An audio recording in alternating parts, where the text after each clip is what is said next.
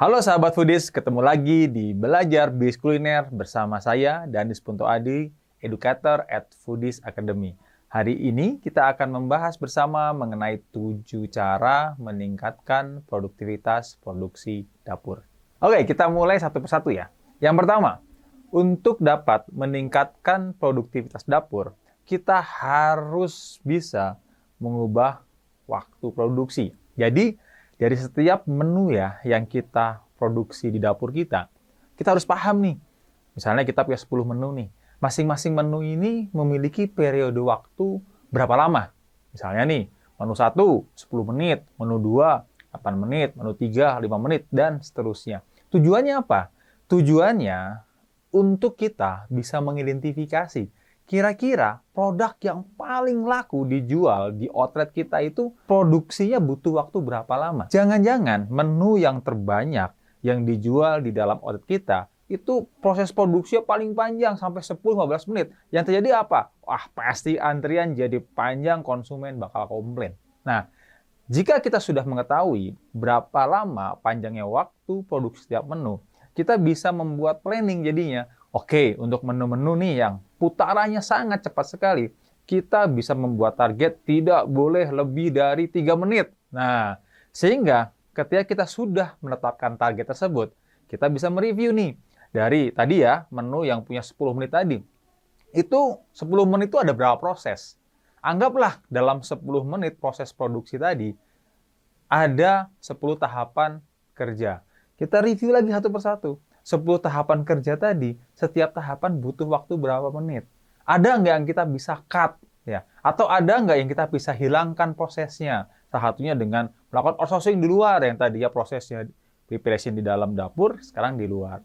Sehingga dengan kita mengevaluasi dengan detail setiap tahapan di setiap proses produksi kita bisa memotong waktu produksi yang tadinya 10 menit menjadi 3 menit. Dan itu akan berdampak terhadap proses produksi yang jelas lebih efisien dan tetap efektif. Oke, yang kedua yang kita bisa lakukan adalah ubah peralatan. Kita perlu juga mengidentifikasi mana peralatan-peralatan yang memang digunakan untuk memproduksi produk-produk yang lagi-lagi ya, putarannya sangat banyak sekali. Jangan sampai equipment yang kita pakai jadul atau mungkin nggak mensupport nih proses pembuatan masakan yang dengan cepat, padahal orderannya banyak banget. Nah, sehingga proses produksinya menjadi lama dan kita banyak kehilangan opportunity karena kita tidak menghasilkan output yang banyak dalam periode waktu yang sama. Nah, gimana solusinya? Solusinya kita harus mencari tahu kira-kira equipment yang memang digunakan untuk produk-produk core atau produk-produk yang tadi putarannya cepat, ini ada nggak ya yang bisa menghasilkan proses lebih pendek? Yang tadinya mungkin masak ayam goreng butuh waktu 5 menit. Oh, ternyata kita menemukan alat yang bisa buat ayam goreng dia setengah menit. Nah, kalau kita bisa menemukan alat seperti ini, dan memang ayam goreng merupakan produk yang putaran penjualnya tinggi sekali, layak itu kita pertimbangkan untuk kita ganti alat masak kita. Sehingga dalam waktu 5 menit, yang tadinya hanya menghasilkan 1 ayam, kita bisa menghasilkan 10 ayam. Nah, hasilnya penjualan kita pasti akan berlipat ganda. Nah, yang ketiga nih, ubah manusianya. Maksudnya apa? Ya, SOP, equipment, peralatan, itu kan hanya support ya. Nah, kalau SDM yang menjalankan itu kualitinya tidak kompeten, ya sama aja gitu loh. Punya alat canggih juga akan jadi tidak menghasilkan output yang maksimal. Punya SOP yang detail, banyak salah-salahnya atau kerjanya lambat karena dia harus baca satu persatu gitu. Karena daya tangkap dari tim kita nggak oke. Nah, faktor ketiga yang penting banget adalah manusia.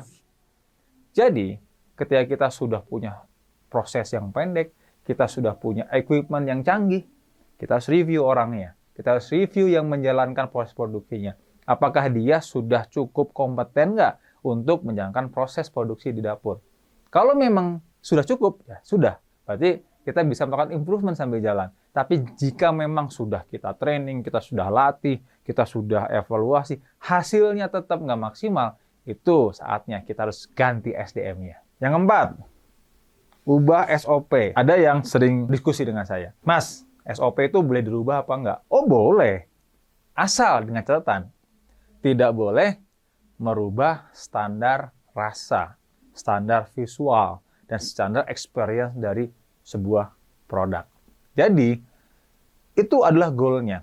Apakah untuk mencapai goal tadi, kita perlu menggontang-ganti SOP dan sebagainya untuk menjadikan proses lebih efisien? Oh, tentu aja boleh. Ya, itu sering saya lakukan dulu ketika saya melakukan evaluasi proses produksi di dapur ya. Jadi, seringkali di awal ketika kita memulai, ya pokoknya yang penting hasilnya berkualitas dulu.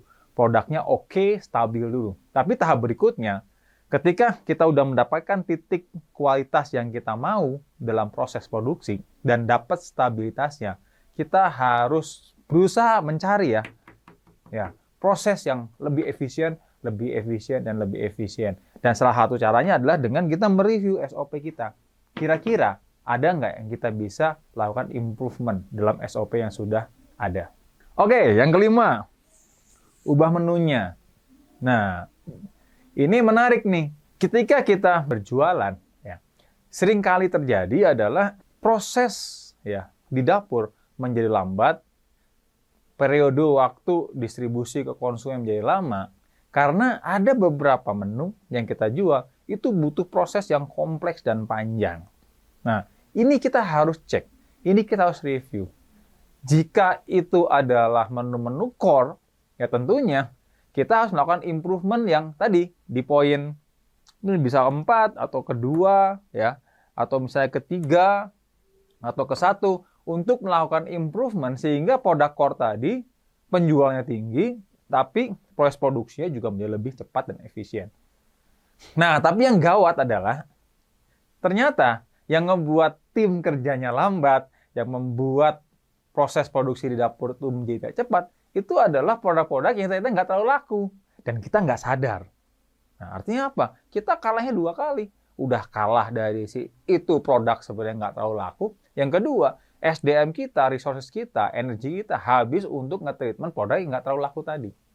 Nah, jika kita menemukan situasi seperti itu, jika kita menemukan sebuah produk yang ternyata penjualannya nggak bagus nih, nah, dan proses produknya lama, ya udah ganti aja.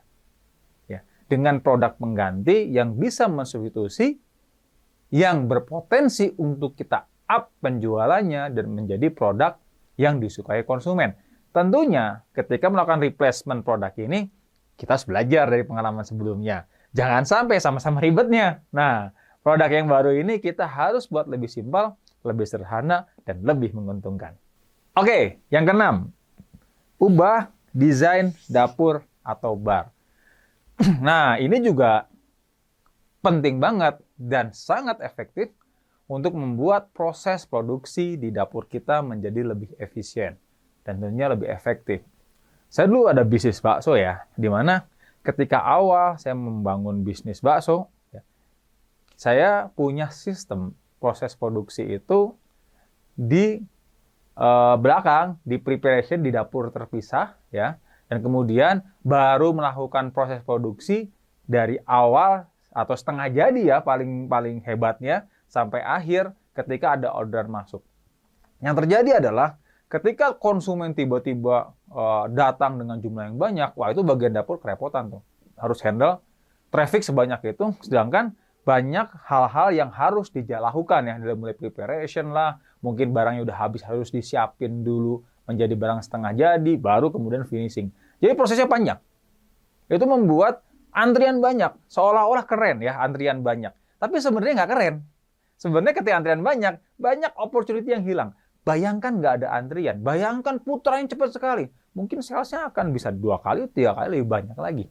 Nah kemudian dari situasi itu, saya nanti berpikir, ini kira-kira gimana ya ngebuat kita proses produksinya lebih cepat. Akhirnya saya terinspirasi dari konsepnya bakso Malang. Ya sudah deh, kalau gitu disiapin aja di depan gitu. Sambil masak, sambil di-prepare, konsumen bisa ngambil sendiri. Nah, itu mempercepat proses produksi.